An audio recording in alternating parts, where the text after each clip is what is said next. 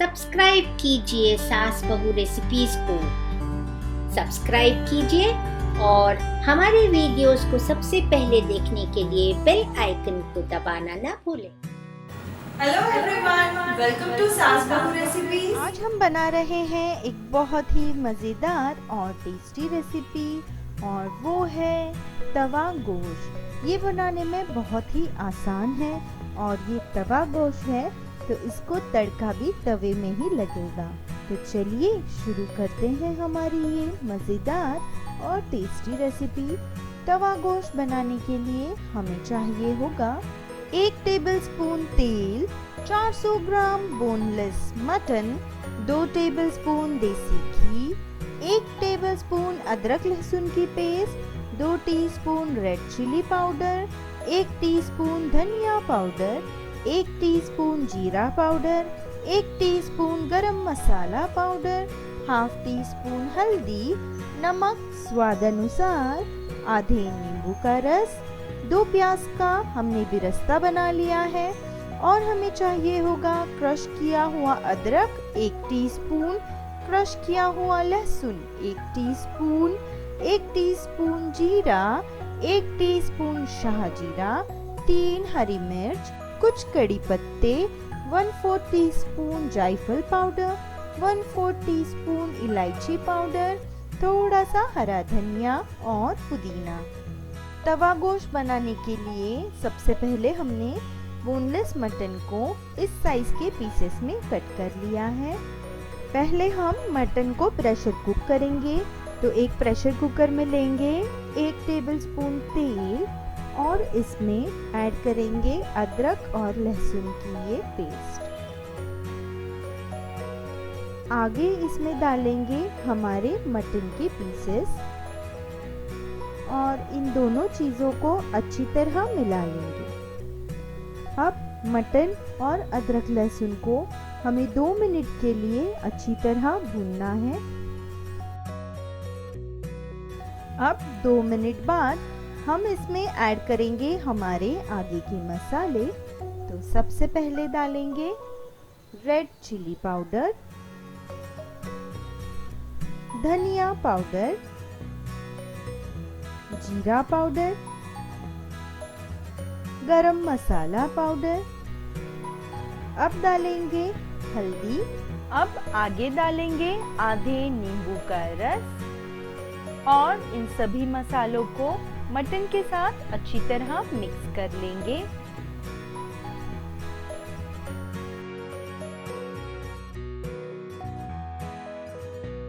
अब इसमें जाएगी क्रश की हुई बेरस्ते की प्याज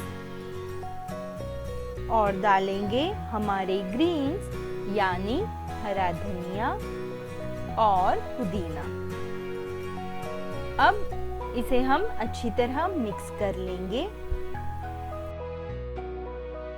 अब इसमें जाएगा हमारा सबसे इम्पोर्टेंट इंग्रेडिएंट और वो है नमक। तो नमक डालेंगे स्वाद अनुसार और इसे एक बार अच्छी तरह मिक्स कर लेंगे।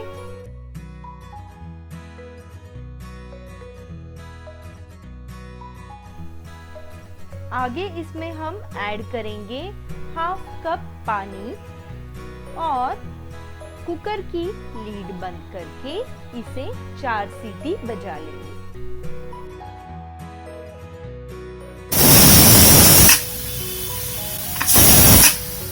अब 4 विसल्स बाद पूरा प्रेशर खत्म होने के बाद हम हमारी कुकर की लीड खोलेंगे। मैं आपको दिखाती हूँ, ये देखिए हमारा गोश्त अब पूरी तरह पक चुका है और क्योंकि ये तवा गोश्त है तो अब इस गोश्त को तड़का लगेगा तवे पर।